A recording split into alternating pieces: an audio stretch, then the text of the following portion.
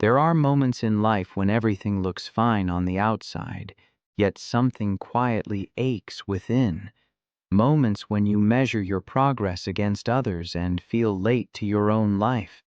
Moments when comparison steals the peace you worked so hard to build. This is a story about purpose, not the loud kind that demands attention, but the quiet kind that waits patiently to be noticed. A story about grace, earned not through speed, but through honesty. In a small, unremarkable town, there lived a man named Caleb Rowan. He wasn't broken, and he wasn't lost, but somewhere along the way, he began chasing someone else's timeline and forgot how to walk his own. Listen closely. You may recognize parts of yourself along his journey. Caleb Rowan woke each morning before the sun, not because he loved the early hours, but because discipline had become his proof of worth. The world was quiet then. No messages, no noise, no reminders of where others were in their lives. Just the soft hum of a kettle, the pale blue light creeping through the window, and the familiar weight in his chest. From the outside, his life looked steady. He had a job that paid the bills, a small apartment that stayed clean, a routine that rarely broke. People would have called him responsible, reliable, on track. But Caleb didn't measure life that way. He measured it in invisible comparisons. Who was ahead? Who had arrived? Who had already become something? Every scroll on his phone felt like a scoreboard. Someone announcing an engagement, someone celebrating a promotion, someone else finally finding their purpose. Caleb never envied their joy. What hurt was the quiet question that followed every update. Why not me? He wasn't lazy. In fact, he worked harder than most people he knew. He stayed late when others left early. He said no to distractions. He believed in effort, in patience, in discipline. Yet no matter how much he did, it never felt like enough, because someone else always seemed further along. In his mind, life had a timeline, and he was behind. At night he would sit on the edge of his bed and replay the years like missed turns on a map. The degree he chose instead of the one he wanted. The risk he didn't take. The moment he stayed quiet when he should have spoken. These weren't regrets exactly. They were measurements. Proof, he thought, of why others had moved faster. Caleb believed something deeply, even if he never said it out loud. That purpose was a race, and arriving late meant failing. So he pushed himself harder. More structure, more control, less rest. He believed that if he could just close the gap, work a little longer, sacrifice a little more, he would finally feel at peace. But peace never came. Because every time he reached a goal, his eyes shifted immediately to someone else's horizon. On his walk to work, he passed the same park each morning. Parents with strollers, runners moving with ease, an old man feeding birds on the same bench. Caleb watched them without judgment, but with a quiet confusion.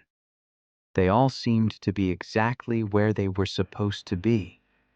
He wondered when that feeling would arrive for him. If you're honest, you may know this feeling too. The strange exhaustion of trying to live on time, someone else's time. The quiet pressure of believing that life is keeping score. Caleb didn't know it yet, but his struggle wasn't a lack of purpose. It was the belief that purpose could be compared at all, and that belief was about to be tested. Caleb decided that if life was a race, then he would run it without complaint. He began to wake even earlier. His mornings became sharper, tighter, more controlled. Cold showers, lists written the night before, goals broken into smaller goals, then smaller still. There was comfort in structure because structure didn't ask questions. It simply demanded obedience. He told himself this was what discipline looked like, and in many ways it was. Weeks turned into months, and something began to move. His work was noticed. A project he had quietly poured himself into was praised by people who rarely gave praise. His name came up in rooms he wasn't invited into. Nothing dramatic, but enough to make him feel briefly like his effort had weight. For the first time in a long while, Caleb felt hopeful. He walked with more purpose. His shoulders sat a little higher. When he looked in the mirror, he didn't see failure, just someone in progress. He started believing that maybe all those years of restraint and patience were finally aligning into something meaningful. But even in these small victories, something remained unsettled. He noticed it during a lunch break, sitting alone with his coffee. A colleague across the table laughed as she talked about her next big step: moving cities, taking a risk. Finally going all in. People congratulated her, encouraged her, spoke about her courage. Caleb smiled. He meant it. Yet inside, the measuring returned. She's younger. She moved faster. She didn't wait as long. The climb was real, but so was the comparison. At night, he tracked his progress obsessively. Not just his own, but everyone else's. He didn't call it jealousy. He called it awareness. He told himself he was learning from others, studying the patterns of success. But the truth was simpler. He still believed that worth could be ranked. And so, discipline became something else. Not a tool for growth, but a weapon against inadequacy. He stopped celebrating small wins. They felt childish compared to the milestones others were reaching. He pushed through exhaustion, mistaking burnout for commitment. Rest began to feel like falling behind. The strange thing was, his life was improving. On paper, he was climbing. Yet the higher he went, the more anxious he felt, because the view only showed him how many people were still ahead. One evening, after a long day, Caleb sat alone at his desk long after everyone else had left. The building was silent, lights dimmed, screens glowing. He stared at his reflection in the darkened window and asked a question he had been avoiding. If I reach everything I'm chasing, will it finally be enough? He didn't have an answer, only the next task, the next goal, the next comparison. Caleb was climbing, but he was climbing someone else's mountain, and mountains have a way of revealing the cost of that mistake. The opportunity arrived quietly, almost modestly, after years of waiting. A position opened, one that matched the sacrifices, the long hours, the discipline. It was the kind of step Caleb had imagined would finally shift everything into place. The kind people describe as the moment things change. He didn't celebrate when he heard the news. He didn't tell anyone. He simply nodded, thanked the person who told him, and returned to his desk with controlled calm. Inside, though, something loosened.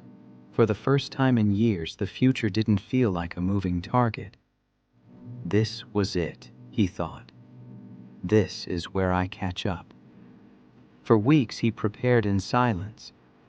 He refined his work, reread old notes, practiced conversations in his head late at night. He imagined how this step would finally validate his patience, how it would prove that his slower path had still been the right one. Then, without drama, it ended. A short meeting, polite words, a careful explanation that didn't quite explain anything. The decision had gone another way. Someone else had been chosen, someone with a different background, a different kind of confidence. a different story. Caleb listened. He nodded. He thanked them again. And then he walked out into the hallway where the air felt thinner than before. There was no anger at first, no explosion, just confusion. The kind that leaves you standing still long after everyone else has moved on. His mind replayed the conversation again and again, searching for a crack, some place where it could make sense. But there was none. That evening, the familiar weight returned, heavier this time. Not just disappointment, but something deeper. A quiet humiliation he couldn't name. It wasn't that he had failed, it was that he had believed this moment would save him. At home, he sat in the dark longer than usual. His phone buzzed with notifications he didn't open. Another announcement, another celebration, someone else arriving. The comparisons he had held at bay came rushing back with force. They're moving forward. I'm standing still. I waited too long. For the first time, Caleb questioned the story he had told himself about discipline, about patience, about timing. He wondered if his restraint had been wisdom or fear dressed up as virtue. Sleep didn't come easily that night. When it did, it was shallow and restless. He dreamed of running towards something he could see clearly, only to find his feet sinking deeper with every step. In the days that followed, his routines continued, but without meaning. He woke early out of habit, not purpose. The lists still existed, but they felt hollow. Discipline without belief is just movement. Something inside him had cracked. Not loudly, not visibly, but in a way that changes how you see yourself. Caleb had reached the point every climber eventually faces, the moment when effort no longer guarantees direction. And the collapse wasn't the loss of the opportunity. It was the loss of the story he had been living by. After the collapse, time stopped behaving the way it used to. Days still passed, but they felt indistinct, like pages in a book he wasn't really reading. Caleb moved through them quietly, automatically, carrying an invisible weight that no one else could see. To the world, nothing had changed. To him, everything had. The past began to speak louder than the present. He replayed old moments with cruel precision, not just the obvious ones, the missed opportunity, the failed step, but smaller choices he had barely noticed at the time. Conversations where he stayed silent, risks he postponed, paths he didn't take because they felt uncertain. He told himself he was reflecting, but it was punishment. Every memory became evidence in a case he was building against himself, proof that he had misunderstood life, that others had known something he didn't, that while he was being careful, the world was rewarding courage. Caleb started living in if only. If only I had moved sooner. If only I had been bolder. If only I hadn't waited for the right time. The future felt unreachable, so his mind anchored itself to yesterday. He avoided places that reminded him of who he used to be. The park, the cafe where he once planned goals with quiet optimism. Even certain songs felt dangerous. They carried versions of himself he no longer trusted. At night, guilt replaced rest. He lay awake thinking about timelines, ages, invisible deadlines. He calculated how far behind he might be, not just in career, but in life, in becoming someone. The worst part wasn't sadness, it was stagnation. Caleb wasn't moving forward, but he wasn't falling apart either.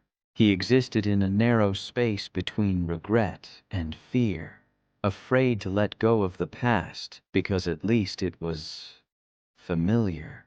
Afraid to imagine a future that didn't resemble the one he had planned. So he clung to old versions of himself like anchors. The disciplined one, the patient one, the one who believed waiting would eventually be rewarded. Letting go of that identity felt like admitting it had all been a mistake, and that was unbearable. He told himself that holding on was strength, that revisiting the past meant learning from it. But deep down, he knew the truth. He wasn't learning. He was hiding. The present asked something uncomfortable of him: acceptance. And acceptance felt too much like surrender. If you've ever felt trapped between who you were and who you hoped to become, you know this space. The heaviness of carrying an old story long after it stops serving you. The exhaustion of replaying chapters that can't be rewritten. Caleb didn't realize it yet, but his suffering wasn't caused by failure. It was caused by refusal. Refusal to release the past. Refusal to forgive himself. Refusal to step into a future that didn't promise comparison. The weight of yesterday was heavy, but it was also optional. And soon the weight would become too much to carry. Eventually, the noise inside Caleb grew so constant that he began to withdraw from everything that might disturb it. He stopped explaining himself to people, stopped sharing plans, stopped asking questions about the future. It was easier to stay quiet than to risk another reminder of where he believed he should be. His world grew smaller. Work became transactional. Conversations became polite and brief. Even his mornings, once structured with purpose, lost their meaning. He still woke early, but now he sat longer in silence, staring at the wall as if waiting for something to tell him what to do next. Nothing ever did. The apartment felt different in those days. Not lonely. Emptier than that, as if the rooms were holding their breath. The desk where he once mapped his ambitions now collected dust.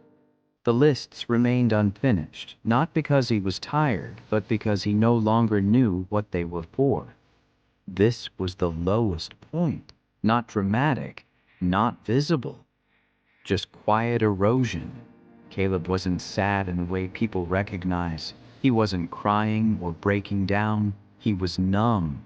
And numbness has a way of convincing you that this is simply how life is now.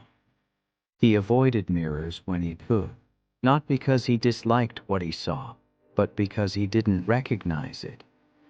The discipline was still there, but it felt mechanical, like a habit left behind after the belief had moved out. Some evenings he would sit on the floor with his back against the couch, lights off, phone face down. Hours passed without him noticing. Thoughts drifted in and out without direction.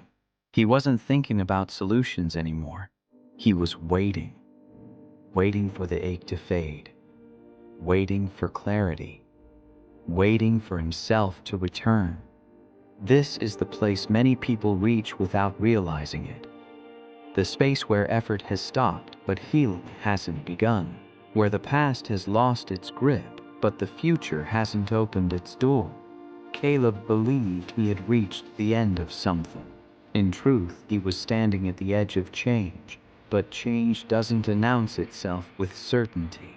It arrives quietly, disguised as stillness, as exhaustion, as the realization that what you've been doing no longer works.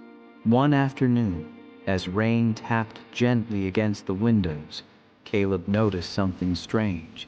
He felt tired of carrying the weight. Not angry, not bitter, just tired. The thought surprised him.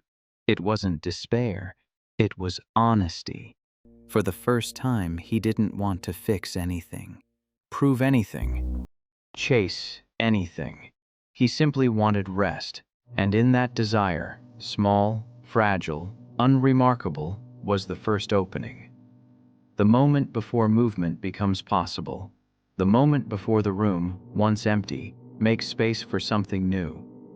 Caleb didn't know it yet, but he was done resisting. And when resistance ends, change finally has permission to enter. The encounter didn't feel important at first. That's how most turning points arrive. One morning, unable to sit still in his apartment, Caleb wandered back to the park he had been avoiding. The air was cool, the ground still damp from the night's rain.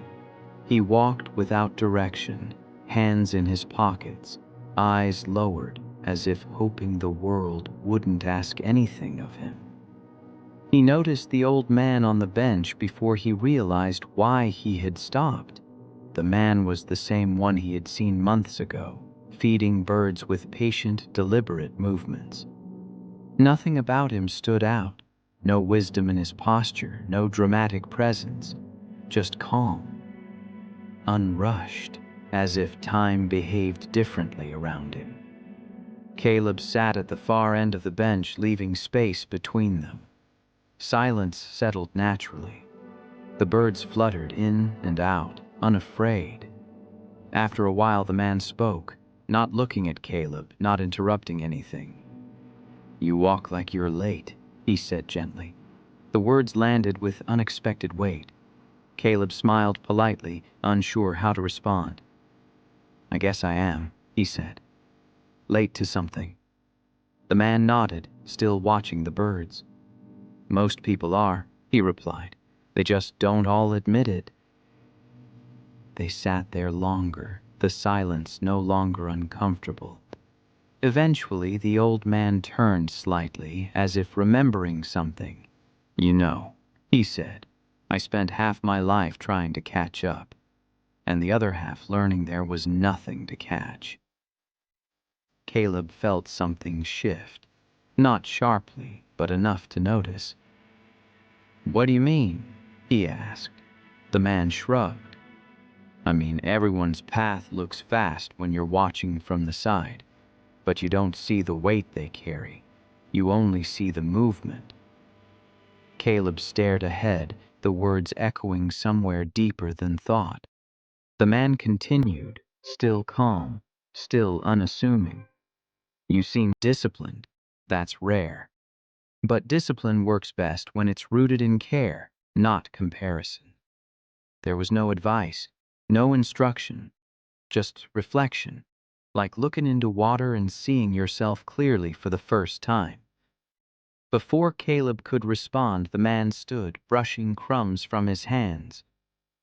"You're not behind," he said simply. "You're just early to understanding something others won't learn until much later."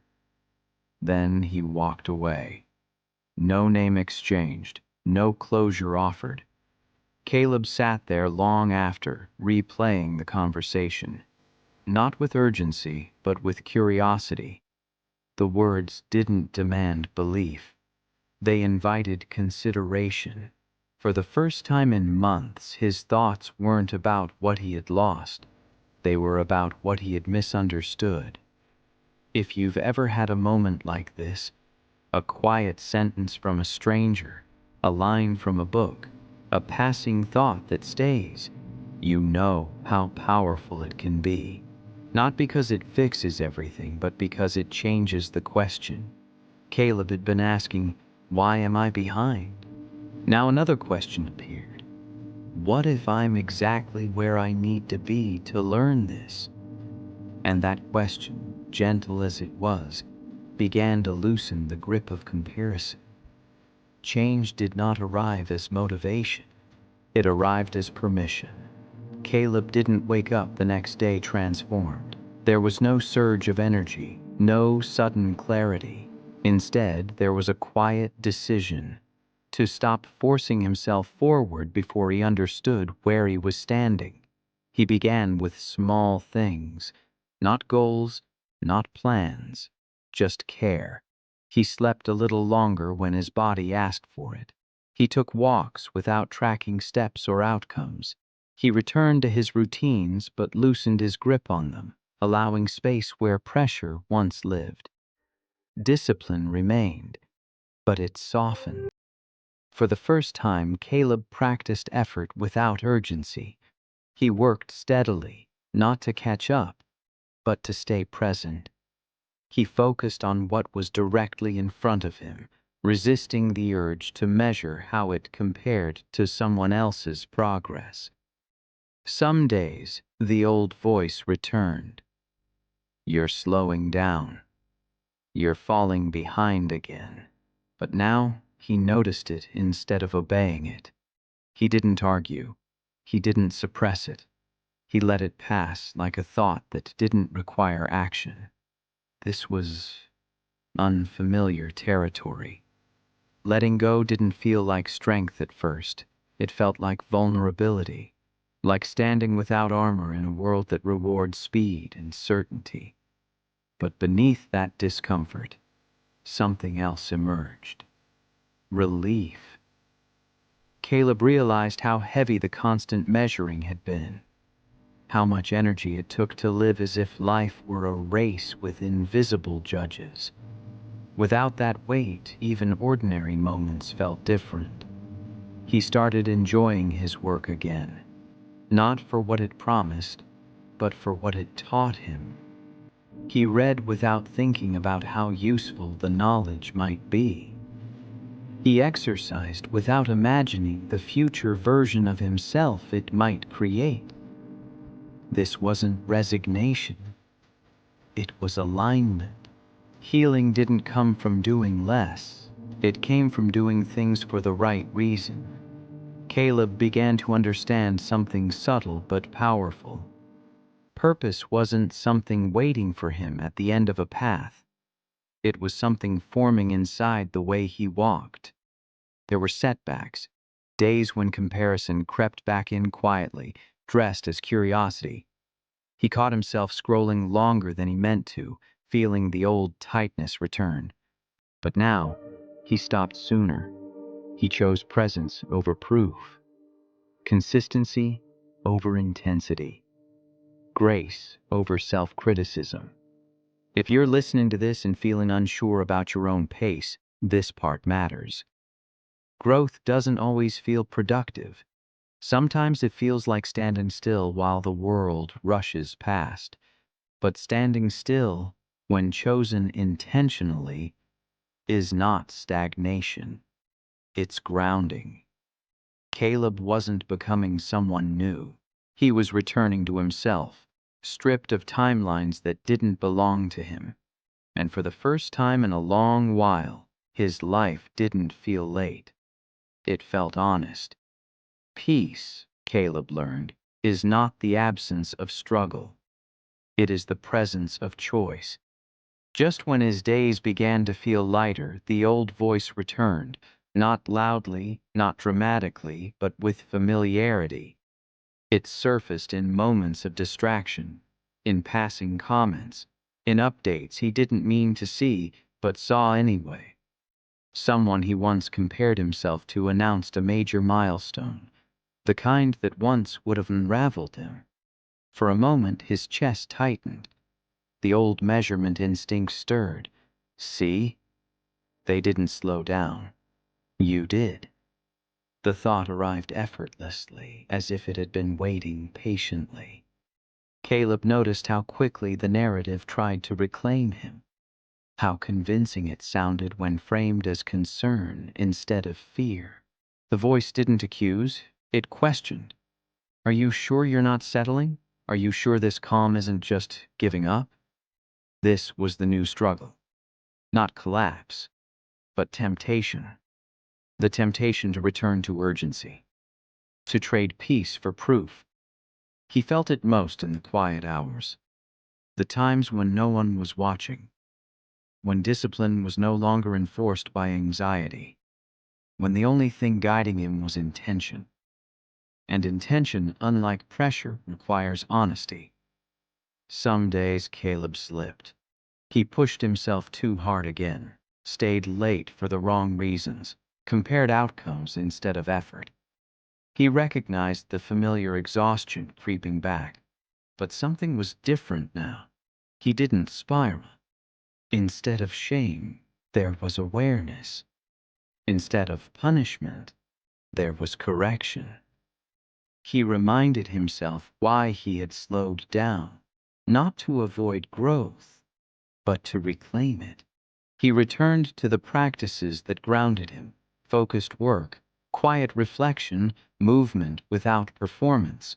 Strength, he realized, wasn't proven by intensity. It was proven by consistency. Anyone can push for a short time out of fear. Few can move steadily without external validation. This time, when the old voice spoke, Caleb answered, not with resistance, but with clarity. I'm not behind, he thought. I'm becoming. That answer didn't silence the voice completely, but it weakened its authority. If you're on a similar path, understand this. Old habits don't disappear when you decide to change. They return to test whether your growth is real or reactive. Caleb passed the test not by being perfect, but by staying present. He learned to choose again, and again, and again. Each choice small, each choice quiet.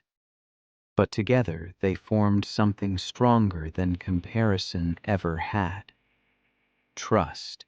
And trust, once built, doesn't rush.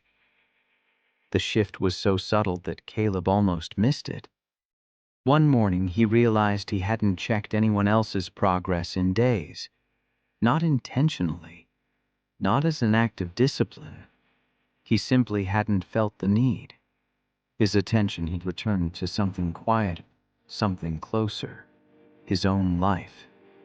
The days no longer felt like something to get through. They felt inhabitable. Mornings carried a calm rhythm. Work unfolded with steady focus.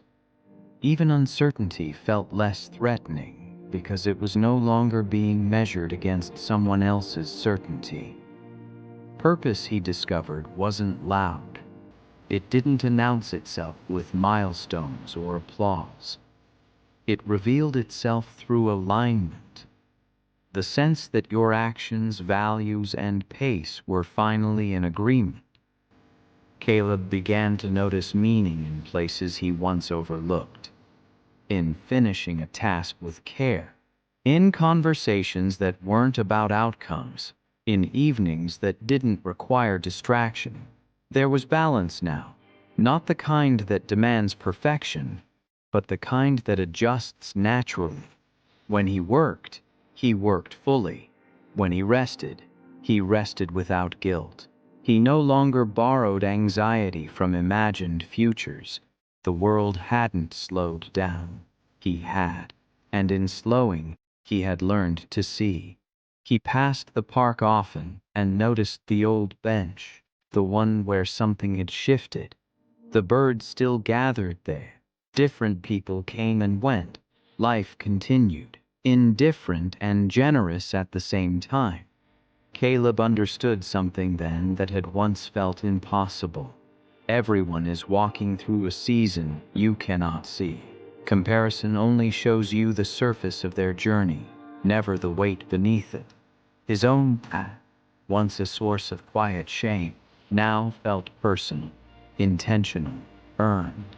There were still goals ahead, ambitions that mattered, but they no longer defined his worth. They were expressions of it. If you're listening and wondering when things will finally feel right, this part matters. Peace doesn't come when life becomes perfect. It comes when you stop arguing with the life you're in. Caleb hadn't arrived anywhere extraordinary, but he had arrived home, and that changed how everything else felt. There comes a moment in every journey when the story stops being about the character and starts being about you. Caleb's life did not transform because he moved faster. It transformed because he stopped measuring his worth against timelines that were never his to follow. If there is one truth his journey offers, it is this: comparison is not motivation, it is distraction. It pulls your attention away from the only path that can ever fulfill you. your own. Some lessons are learned through effort, others are learned through release. You don't fall behind in life because you're slow. You fall behind when you abandon yourself trying to keep up with others. Purpose cannot be borrowed. It cannot be rushed. And it cannot be proven through someone else's milestones. Discipline matters, but only when it's rooted in care, not fear. Strength matters, but only when it includes gentleness. Failure matters, but only if you let it teach instead of define you. Let go of the version of yourself that was trying to arrive on time. Hold on to the version of yourself that is learning to arrive honestly. Your journey will not look like anyone else's, and that is not a weakness. It is the point. There is healing in choosing your own pace. There is courage in refusing to measure your life by borrowed standards. There is peace waiting for you the moment you stop racing toward validation. If you feel late, pause. If you feel behind, breathe. If you feel lost, look inward, not outward. You are not failing. You are becoming. And becoming takes time. So walk your path with discipline, but also with grace, with effort, but also with forgiveness. Let your life unfold at the speed of truth, not comparison. If this story spoke to you, carry it with you. Share it with someone who needs permission to slow down. And if you want more stories like this, stories that remind you who you are beneath the noise, stay connected. Your path is not late. It is yours, and that has always been enough.